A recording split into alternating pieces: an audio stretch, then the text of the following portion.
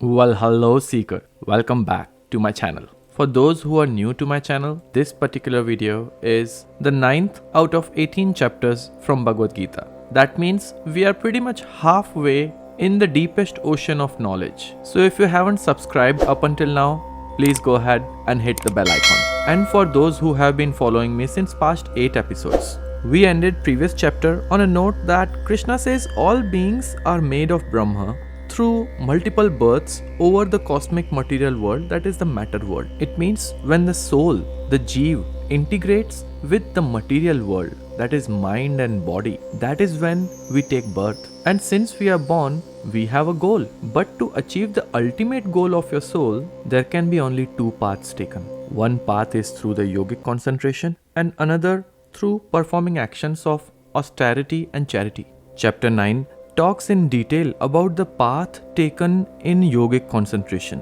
and this is the most confidential knowledge provided by Krishna. I am sure that in this year of 2020, at one point or another, you might have lost your faith in God in one way or another. However, this chapter talks in detail about how to have that faith restored in the divinity, because all beings hold that power of faith within them. It's this faith that is the key to the yogic concentration and opens the path towards Krishna. It's the faith and the resolution towards doing your karma, towards doing your action, is what keeps the universe going. When the entire world was under lockdown in March, it was our faith in humanity that was making us assured that some way or other we will get out of this pandemic today, tomorrow, or some other day. There will be a vaccine, there will be a solution, there will be doctors, nurses who would be taking the charge of making those vaccines. It's this faith in the humanity, in that higher entity, in Jeev, which keeps us connected like the pearls in a necklace. Talking in detail about this yoga of sovereign signs and sovereign secrets as part of chapter 9, Shri Krishna said, "To you who are devoid of all carping spirits, I shall now unfold the most secret knowledge of Nirguna Brahma along with the knowledge of manifest divinity, knowing which you shall be free from evil of worldly existence." This knowledge of both the Nirguna and Saguna aspect of divinity is sovereign science, a sovereign secret, supremely holy, most excellent, directly enjoyable, attended with virtue, very easy to practice and imperishable. Arjuna, people having no faith in this dharma, failing to reach me, continue to revolve in the path of world of birth and death. The whole of this universe is permeated by me as unmanifest divinity, and all beings rest on the idea within me. Therefore, really speaking, I am not present in them. All of those beings abide not in me, but behold the wonderful power of my divine yoga through the sustainer and the creator of beings. I, in reality, do not dwell in those beings. Just as the extensive air which is moving everywhere, being born of ether, even remains in ether, likewise know that all beings who have originated from my thoughts live in me. Arjuna, during the final dissolution, all beings enter in my Prakriti, the prime cause, and the being of creation. I send them forth again. Welding my nature, I release again and again, according to their respective karma, all this multitude of beings subject to the influence of their own nature. Arjuna, those actions, however, do not bind me, unattached as I am to such actions and standing apart as it were. Arjuna, with me as the supervisor, nature brings forth the whole creation consisting of both sentient and insentient beings. It is due to this cause that the wheel of sansara is going around. Not knowing my supreme nature, fools disregard me. the overlord of the entire creation, who has assumed the human form. That is to say, they take me, who have appeared in human form, through my Yogamaya for deliverance of the world as the ordinary mortal. Here Krishna says, as I am born in a form of a human body, there will always be a group of people who would just consider me as a human body, but not divine. Krishna says, those bewildered person with vain hopes, futile actions, and fruitless knowledge have embraced demonic and delusive nature.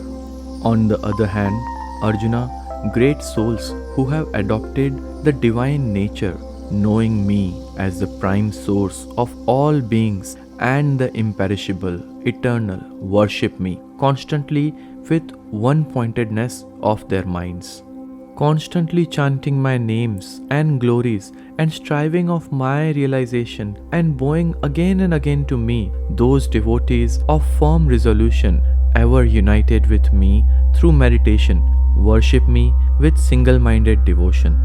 Others who follow the path of knowledge betake themselves to me through their offering of knowledge, worshipping me in my absolute formless aspect as one with themselves, while still others worship me in my universal form in many ways, taking me to be diverse in diversal celestial forms.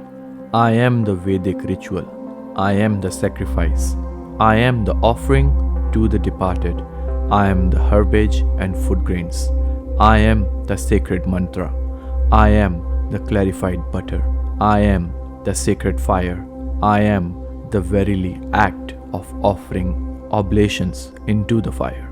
I am the sustainer and ruler of this universe, its father, its mother and grandfather, the one worth knowing, the purifier, the sacred syllable Om and the three Vedas, Rij, Yaju and Sama. I am the supreme goal, sustainer, Lord, witness, adobe, refuge, well-wishing seeker, no return, origin and resting place, storehouse to which all beings return at the time of universal destruction and imperishable seed. I radiate heat as the sun and hold back as well as send forth showers, Arjuna. I am immortal as well as death. Even so, I am being and non-being both.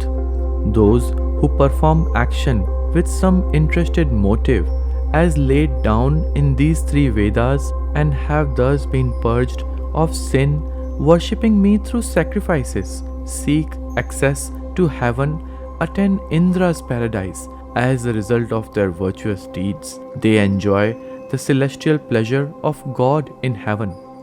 Having enjoyed the extensive heavenly world, they return to this world of mortals on the stock of their merits being exhausted, thus devoted to the ritual with interested motive recommended by the three Vedas as the means of attaining heavenly bliss, and seeking worldly enjoyments, they repeatedly come and go, that is, ascend to the heaven by virtues of their merits and return to the earth when their fruits have been enjoyed.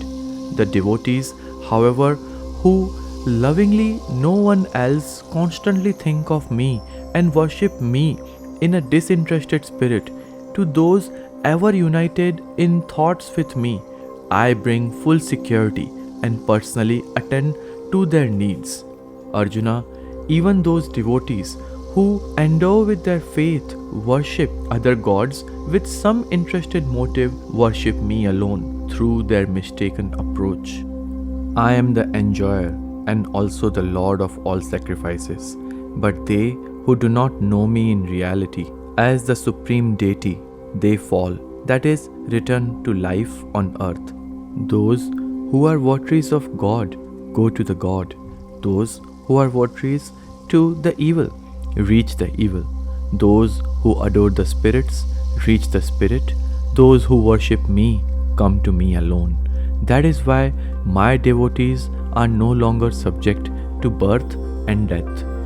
Whosoever offers me with a love of leaf, of a flower, a fruit, or even water, I appear in person before that selfless devotee of sinless mind and delightfully partake of the article offered by him with love. Arjuna, whatever you do, whatever you eat, whatever you offer as an obligation to the sacred fire, whatever you bestow as gift, whatever you do by way of penance, offer all of it to me. With your mind thus established in the yoga of renunciation, offering of all actions to me, you will be freed from the bondage of action in the shape of good and evil results. Thus, free from them, you will attain me. I am equally present in all beings. There is none hateful or dear to me. They, however, who devotedly worship me, abide in me. I too stand revealed in them. Even if the villaged sinner worships me with exclusive devotion, he should be accounted a saint. For he has rightly resolved, he is positive in his belief that there is nothing like devoted worship of God.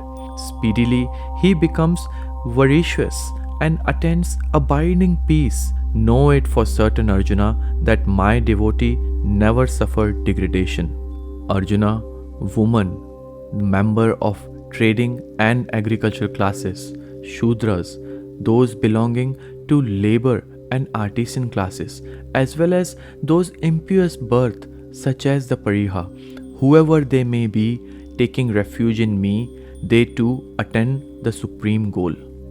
How much more than if they be holy Brahmas and royal sages devoted to me? Therefore, having obtained this joyless and transient human life, constantly worship me. Fix your mind onto me, be devoted to me, worship me, and make offering to me, thus linking yourself with me and entirely depending on me, you shall come to me. Thus, in the Upanishad, sung by the Lord, the science of Brahma, the scripture of yoga, the dialogue between Sri Krishna and Arjuna ends the 9th chapter entitled The Yoga of Sovereign Science and Sovereign Secret, which is the most confidential knowledge. Having faith in the divinity is the sovereign science Krishna is talking about. All beings hold this power of faith. All beings enter Krishna's Prakriti. Rajas goes in Rajas, Tamas goes in Tamas, and so is Sattva. Hence, the wheel of universe goes on. Mortality of the human body is another step, another milestone in the spiritual journey of the soul.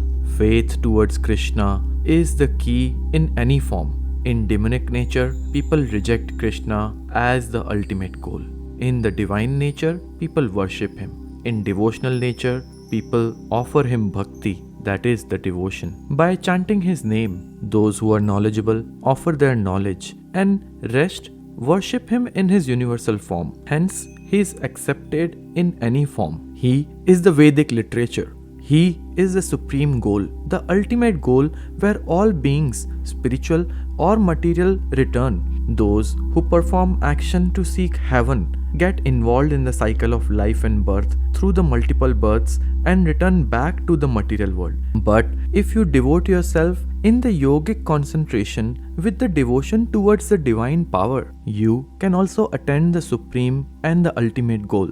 How many times do you get distracted in a day while performing simple actions, simple tasks? Results show that an average person's attention span has reduced from 12 seconds to merely 8 seconds in just past 15 years. This actually acts as a key trend that is shaping the digital marketing strategy based on the consumer behavior. It means not only you're losing your attention span, but there are people out there who are making sure that you lose your attention span and they can make money out of it. The only solution towards it is avoid all the distractions by performing the meditation in the yogic concentration to be successful in your field. This meditational phase leads us to the awareness of our limited time on our planet, embodied in our mind, body and soul. By keeping the faith in divinity, you can achieve the equanimity, that is Pragya Pratishtha. Who is Pragya Pratishtha? Well, to know the answer to this, you have to wait for the next episode. With this, we have ended chapter 9, the yoga of sovereign science and sovereign secret. If you liked this episode, please give a thumbs up and don't forget to share and subscribe. Hare Krishna.